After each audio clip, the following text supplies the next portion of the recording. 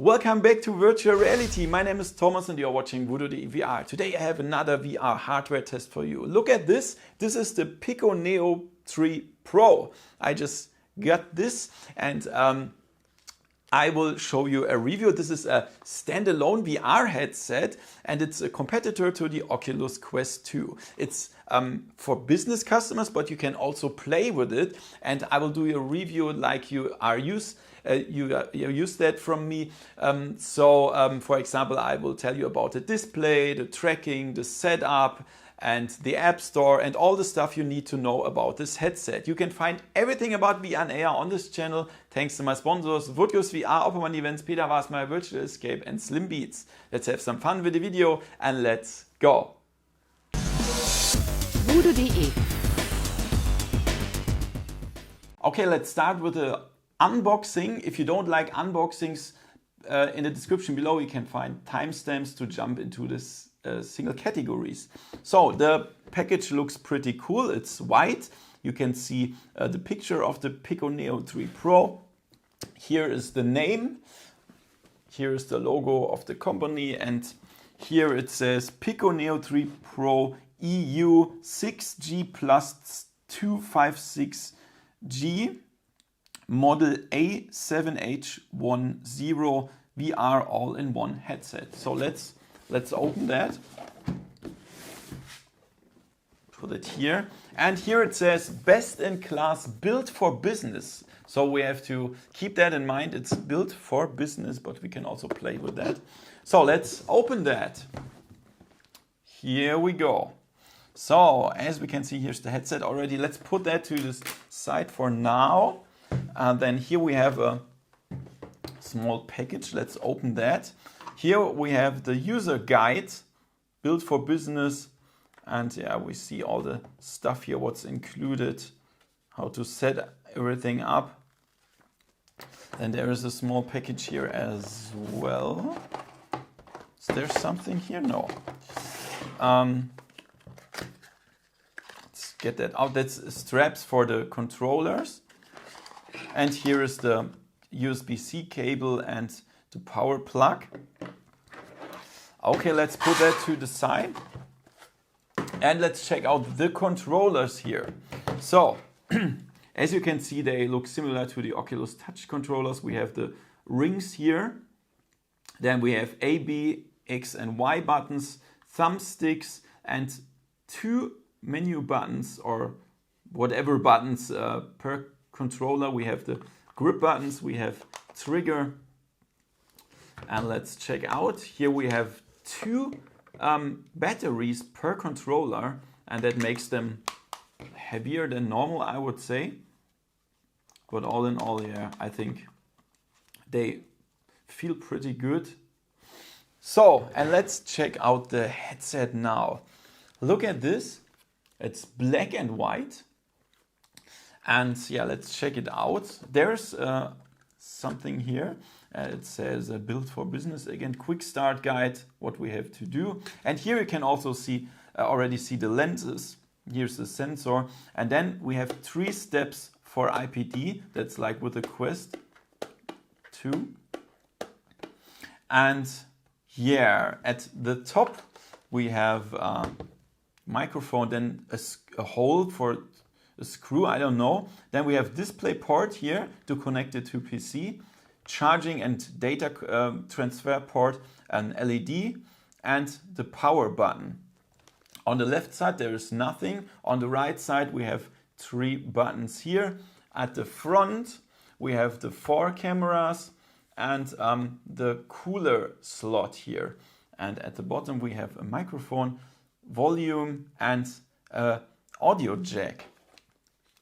Yeah, then here we have the sound slots, and this is rubber material, I would say, and everything is from leather here. That's leather material, and that looks good. And this wheel is made from metal. Interesting. So yeah, that was a short unboxing, and I would say let's jump into the review now. Let's talk quickly about the design. You've perhaps already seen that in the unboxing. So I prefer this design. It's really cool. I love it. It's black and white. This is my favorite, and a little glimpse of or a little bit of gray here as well, with the leather material. That's pretty cool. I also love the metal wheel here and the cooler slots here. Looks pretty cool, but of course everybody feels different here. What I personally prefer is that it's not a flat shining surface here, like for example with the Samsung Odyssey here. This is, in my opinion, it's better because you don't see any fingerprints here. So that's for the design. I love it. Let's talk about comfort and weight. So I put it on a scale and it says 662 gram, and I think that's pretty fine. It's nothing, it's not too heavy, and I think that's normal. It's just okay. So when you want to put it on your head, open the screw, put it up, then push it in your face until it sits good. Put that down and then use the wheel. And yeah, so the problem here is I would prefer a Velcro strap that you can adjust here. You just have this small part here that sits, this little additional rubber band that sits on your head, but that doesn't spread the weight on the head. It just doesn't work. So for me personally, the weight sits on my forehead and on my cheeks here, and that doesn't feel good. That doesn't feel good. I already played a lot of time with this headset, and it's just not so comfortable that than, for example, the Oculus Quest Elite strap or Valve Index or something like that. I couldn't imagine to play hours with this headset. So if you want to do that here, and now you can already see, look at this. It pushes here, and I don't know why. I think it's because of this part here. They should do that in a different way. I don't know. I mean, it's not so bad. It's fine, but there are headsets that have better comfort. Okay, guys, and let's check out the setup. So first you have to do an account, of course, and log in. I got a press kit, so there's already a press account, so I cannot show that to you. But here I can show you the setup. So you can use like a normal round area here. I can show it to you now. You see that here. There's the round area. This is not really tracked. But you can change between standing and seated, and you can change the size, small, middle, and big. Then you can adjust the height of the floor when we push here.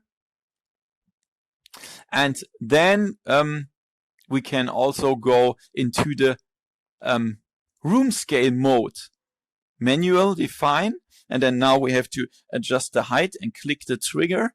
Then go on continue, and now you know that already how that works. Look at this. This is like all the other standalone headsets. You just paint your area here, and then go on continue, and here we go. That's the setup of the room scale area, and yeah, this is here. This is how it starts. You have suggested apps here. Then here are your installed apps. You can filter them here. Then here's the App Store with some categories here with your account, and the File Manager here. There is also manuals how to install an APK. Here's the images. Here's the videos. Flying screen. You can cast screens. Here's external storage, network, and Pico TV. All this stuff. Then here we have the clock, the remaining battery of the headset, the two controllers. Then you can do the room scale setup again. The next one is Wi-Fi and Bluetooth. Here's my account again, and here are the settings. The first one is Wi-Fi, the third one is Bluetooth. You can connect there, and here's the controller. You see that the two controllers are connected. You can change between left-hand and right-handed. You can check for an update of the controllers and connect them new. And here's the update for the headset itself. Then we have the display here. You can change color. Look at this here. You can change brightness here.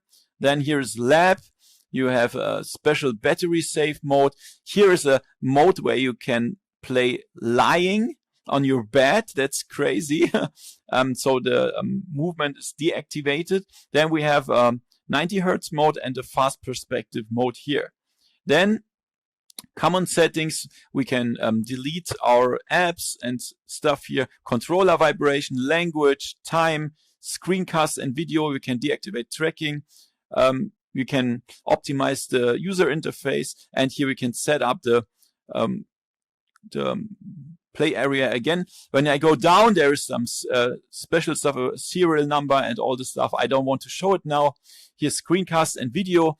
One eye screencast, so it records only one eye. This is what you currently see. And also you can activate microphone during recording. That's what you hear now. And then we can adjust what audio he's recording. So yeah, that's it so far for the setup and the user interface here. Let's talk about technical specifications and display and lenses. So the built-in processor is a Snapdragon XR2 with 6 GB RAM, or with the eye tracking version of this headset, 8 GB RAM and 256 GB internal storage. So this is exactly like with the same processor like with the Oculus Quest 2, and the display is also the same. We have a resolution of 1832 by 1920 per eye. It's exactly the same with the Oculus Quest 2, and with this headset we have maximum of 90 Hertz if it supports the application. And it's an LC display, of course. So as a result, of course, the display is not as sharp as, for example, with the Vazio headset, with the Pimax 8KX or the Reverb G2. They have much better, clearer displays, sharper displays. This one is like with the Quest 2. If you see some text, if you see something, you will see the pixels. It's not disturbing, it's not so bad, but you will see the display. So for hardcore simulation fans that want to see everything sharp, no pixels, then this is nothing for you, I can tell you. Also, we have Fresnel lenses here. That means we see some God ray effects, some glare effects, especially with white stuff on black background. It's not as bad as with the Valve Index, but you see it and it's a little bit disturbing here. Black levels are okay, colors are okay, and yeah. And now let's talk about the field of view. This is a topic, you know, everybody feels completely different. It's important what your head looks like, the shape of your head, how far the eyes are inside your head, and all the stuff, the IPD and so on. So it's very different. But when I use this headset, I don't think anything negative about the field of view. It's the same as the Oculus Quest 2, for me at least, and there I couldn't complain as well. It's not a big field of view like the Valve Index or the Pimax, but I didn't see anything negative. It's just a standard normal field of view. All in all, everything is medium here, I would say. It's a medium quality display, medium quality field of view, just like the Oculus Quest 2, I would say. So yeah, that's my opinion about this headset, what display and lenses belong and field of view. Okay, let's check out the controllers. Perhaps you've already seen them in the unboxing. They look similar like the Oculus Touch controllers with the tracking rings here. And we have here the A and B button and X and Y button, the thumbsticks with good click points here. We have two menu buttons here for every controller.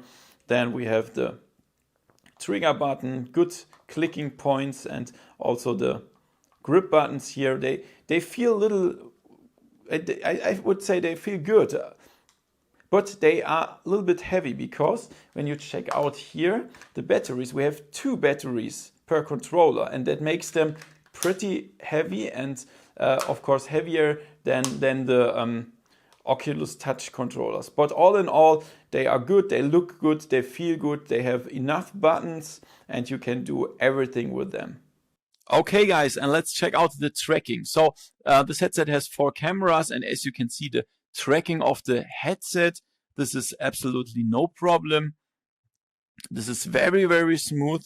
So, and here we have our controllers. When I hold them here still, then you see they do not move. They are tracked really good here in nearly all positions. Look at this, they are not stuttering around. Then when I hold it over my head, it's still tracked here. It has a good positioning range here as well on the sides. And of course, when I hold it behind my back, then the tracking is gone. And now I will hold it here, and the tracking is instantly there again. So it only needs I don't know, a split second or something, and then it's already there. So the tracking is no problem. Even when I hold it in front of each other, look at the controller in front, it's tracked.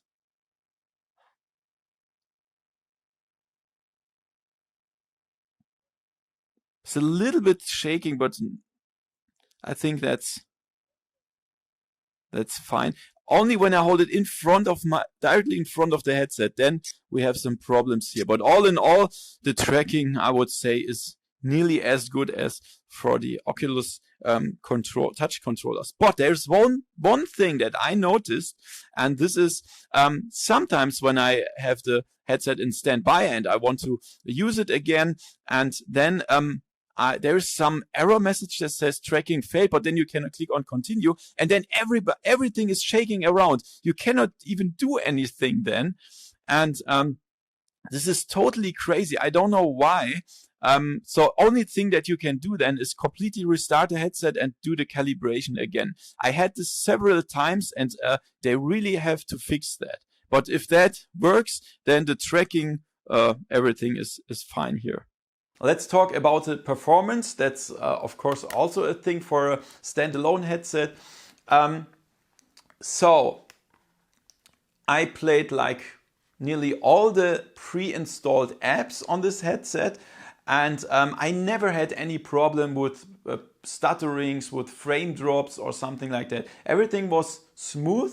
So the performance seems to be very good with this headset, with the Pico Neo 3 Pro. But of course, if you create your own apps for your company, then it depends on you, how good you are doing that.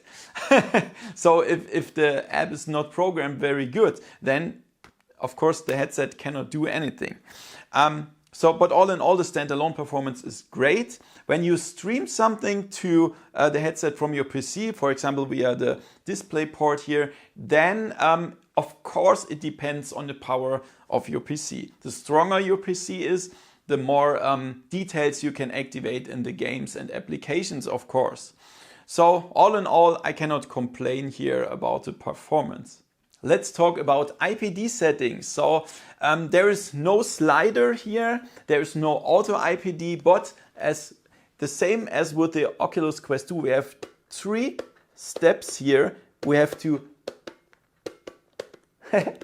slide them manually to the 3 positions. And Pico didn't tell me the values of the single steps. I have no idea. But for me, the smallest value from the 3, I have 60 millimeter IPD. This is absolutely no problem for me. So I guess everything between 59 and 71 should be okay with this headset. Everything below or above these values could be a little bit problematic perhaps. So I would prefer if they had a slider here, but yeah, it's better than nothing. Let's talk about heat development. So I played longer sessions with this headset as well, and I couldn't complain about this headset getting hot or something like that. It feels a little bit warm, of course, if you hold your hands here after a time, but that's absolutely no problem. I didn't get hot under this headset or something like that, because it has an active cooling system here. You can see the cooling slots here. And there, when you ask me, can you hear the cooler? I have to say, yes, you hear that.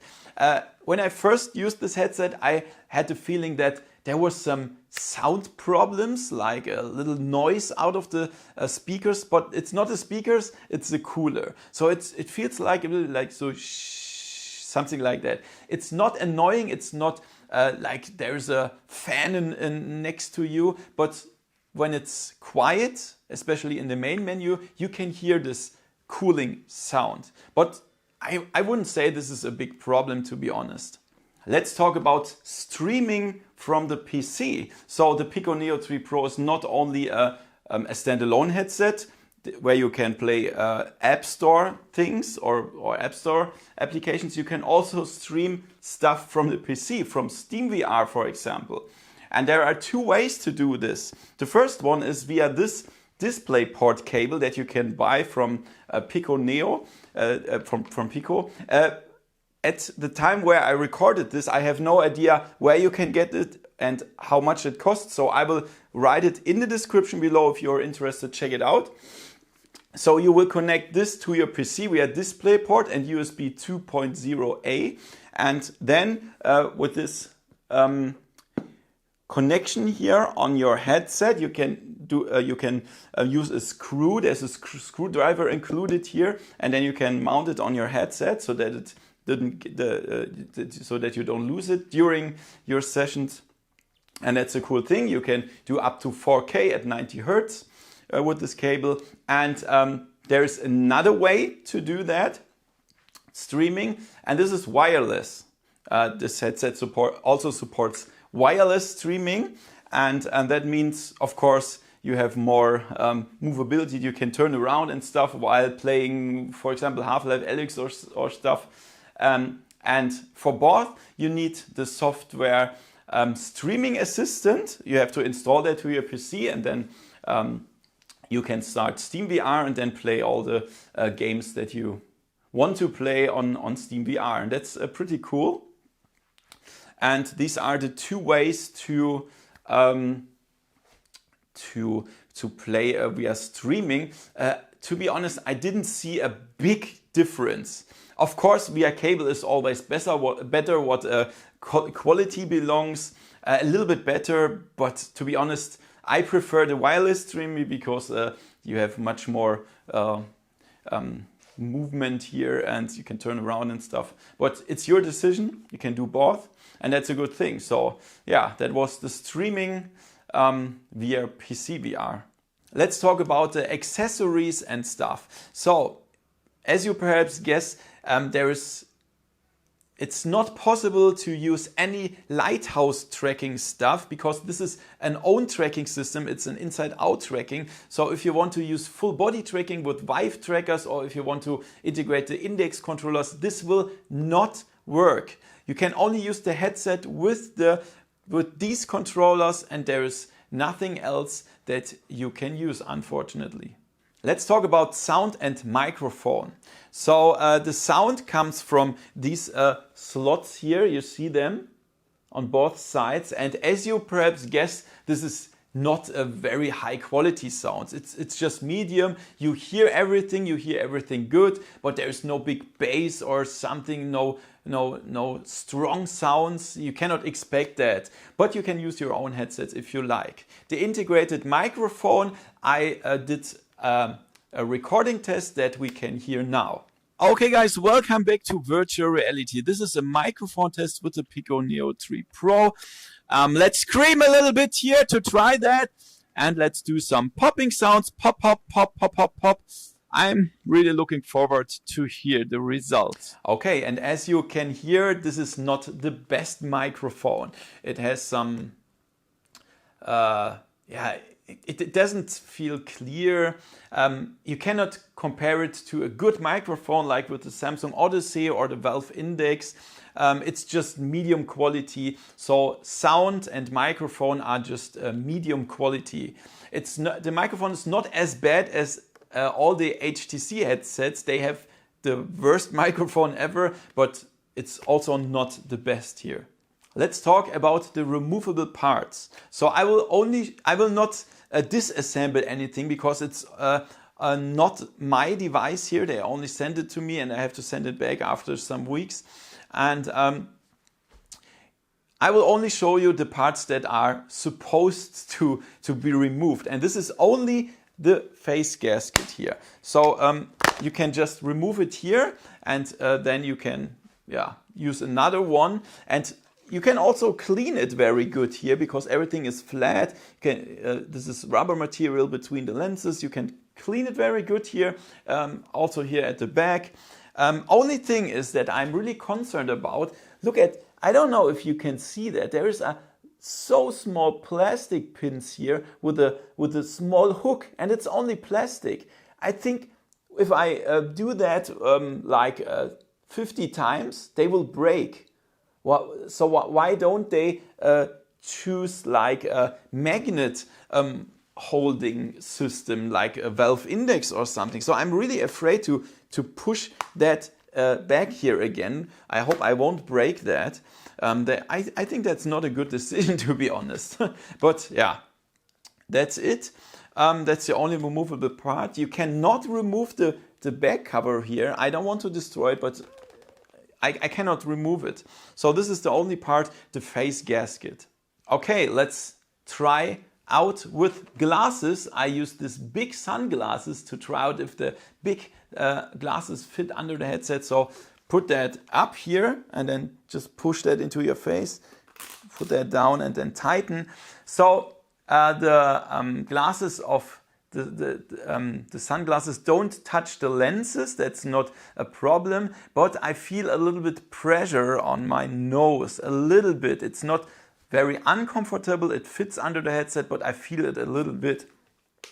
So if I remove it, that's also absolutely no problem. So normally you wear smaller glasses, of course, but even with this, it's not really a huge problem. You can use your glasses with the Pico Neo 3 Pro.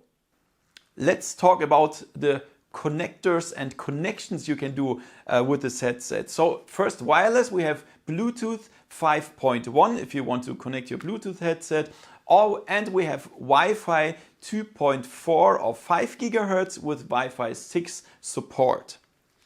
Then on the bottom we have this 3.5 audio jack if you want to use your own headset, but it has sound included. And on the top it has the USB-C port here for charging and data transfer. And on the other side it has another port. It looks like USB-C. This is a DisplayPort output. So we have a DisplayPort cable where we can output the content out of our headset to the TV, for example. And that's very interesting. And this small screw hole here is to mount that DisplayPort cable to the headset so that you don't lose it while using that. And there is no other connection, but I think that's enough. We cannot complain, I would say. Let's talk about the integrated battery. So if you charged it fully to 100%, of course it depends on what you do with this headset. When you do like strong applications like games with good quality and all this stuff, then it's runs empty very, very fast, or faster than when you only are in a menu and watch pictures or movies. So all in all, I would say the integrated battery of this headset lasts like 1.5 to 2 hours, I would say, if you have a mix of everything. I think this is not so much, but I think it's still fine. You can also, of course, use a power bank connected to the USB-C port during play. For example, you can mount it here on the back or put a cable in to do it in your clothes or something like that. That would also be interesting to do. The battery life of the controllers, I cannot tell you because they are still full. I played a lot of games and stuff with this headset, but they are still there's still no problem. So you can expect that they last very, very long. So this is not a problem. Okay, guys, and now you might want to see the App Store from Pico. Of course, in the standalone mode that I just show you, you have no access to Oculus Quest Store, to PlayStation Store, Steam VR, or anything else. That doesn't work. Pico has his own standalone App Store, and this is what I show you here. We have some recommended stuff. Let's go to the categories. We have games here. There are some cool games like Racket NX, Angry Birds, 11 Table Tennis, Cement Max, Pixel Ripped, some cool games here. Jupiter Grad, Sirento, Contractors VR, Apex Construct, Wands, Death Horizon, Deism, Last Labyrinth, O-Shape is a cool thing. Then Synth Riders, Raiko's Fragments, Horror, and Red Matter and Cool Adventure, Fuji, Gadgeteer, Nature Tracks, Down the Rabbit Hole, Cool Adventure, Horror, here The Exorcist. But that's it, guys. Here we are at the end. There's nothing else. You can definitely not compare it to the Oculus Quest Store. This is not much what we have here. There are some cool things, but not much. Then let's go to the apps. Of course, we have some business apps here because this is mostly a business headset. We have some meeting softwares here like Engage, Virtual Communications Made Real. Then, of course, Meet in VR. This is a meeting platform where we can meet other colleagues from our company, have some presentations together, work together, check out things together, and this is Meet in VR. Then we have a VR direct player here where we can show like movie files that we have copied to our headset. Then we have the C2 software, C2 Care. They make things about, for example, addiction, phobia, nutrition, and stuff. So you have your own database of your patients, and then you can show them the stuff and do some, I would say medical things with this headset. Hypno, there's also some relaxing and chilling stuff, physio, and all the things you need here. But that's it. Here we are at the end. There's nothing else here, and so the store is really pretty empty, to be honest. But guys, this is a business headset, and that means if you buy this headset or like 50 headsets for your company, then you will mostly use your own software that you program for this headset. And that means here in the file manager, you go for the APKs, and the software that you created for your company, you can copy the APK here, and then your own software will be listed here in the installed apps, and then you can use that with for your customers or for your company. So this is what this headset is meant, in first place, I would say. Yeah, and that was the standalone mode, but there's also, of course, the PC streaming mode. Okay, guys, and now you have seen a lot of stuff. Let's come to a conclusion. This time it was really hard for me to put something on pro or contra side, because for me this is it's just to nearly all topics, it's just medium quality. So I would put it into the middle. So for example, the display, it's not a bad display, but it's also not a good display. The sound, it's not bad, it's not good. The lenses, not bad, not good. I don't know. It's very hard, but at least I will try. So on the Pro side, I would put the software and the setup. It's very easy to set this headset up. It's very good. You can find everything, good categories. Then the controllers, I love the controllers. They feel good in the hands, and they the battery is life is long, good buttons and stuff. Then the connections, you have good wireless connections. You also have USB-C, you have DisplayPort and all the stuff. And another thing, of course, you are not forced to use Facebook or any other social media account. And this is perhaps a really important thing, of course. And of course, on the Pro side, I have to mention the streaming to PC or from PC. And that's a cool thing. If you watch that section of my review, you know that you can do it via DisplayPort cable or the wireless streaming via the streaming assistant. And that's a really cool thing. So you can nearly use the whole Steam VR library with this headset, play Half-Life Alyx and stuff. And that's really cool. So this is definitely one thing on the Pro side. On the Contra side, I thought about I would list the comfort on the Contra side, but it's very individual. So I'm not really sure. For me, it's not so comfortable, but it's not so bad as well. But on Contra side, I put bugs, because I had some bugs. For example, the stuttering thing when I get out of the standby mode and want to use it again. Some error codes sometimes and stuff. And also some things are not translated. So you have like Chinese stuff somewhere and they really have to fix that. On the Contra side, I think I shouldn't list the price, so I put it in brackets because when we compare it, I cannot compare it to the Oculus Quest 2 a consumer version. It's $299 because this is a business headset. It's meant for business cases, so I have to compare it to the Oculus Quest 2 Business Edition, and this one is $800, and the Pico Neo 3 Pro is $700, and the Pro Eye with eye tracking is $900. I'm not 100% sure about the prices. I got different infos about the price, so please check out in the description below. I will actualize this there. And yeah, so I would say if you just want, who should buy this headset? If you just want to play games with a standalone headset, if you want a big store, because this headset has not a big app store, as you perhaps saw.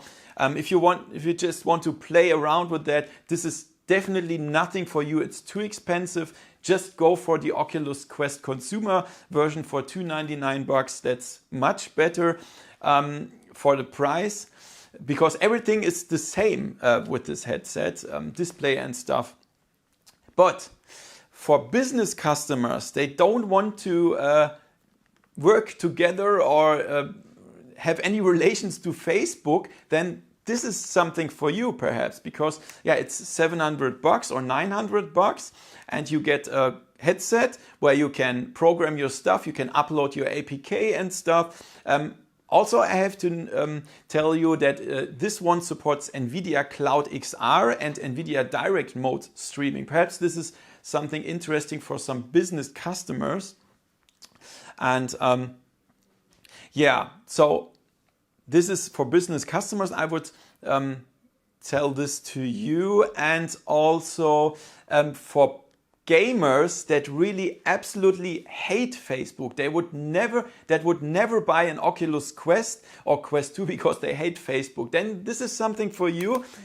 But please note the App Store is pretty small. You cannot play much, but you can use PC VR streaming with this headset. So this could be something for you. Everybody else who doesn't care about the Facebook account, then you should definitely go for the Oculus Quest 2.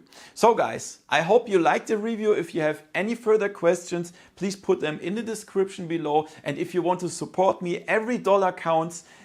Only $1 per month, you get behind the scenes videos and early access to my videos via Patreon or YouTube membership. You can find a link in the description below. That would be really awesome. Thank you for watching. Give me a thumbs up, subscribe, and see you next time in virtual reality. See ya!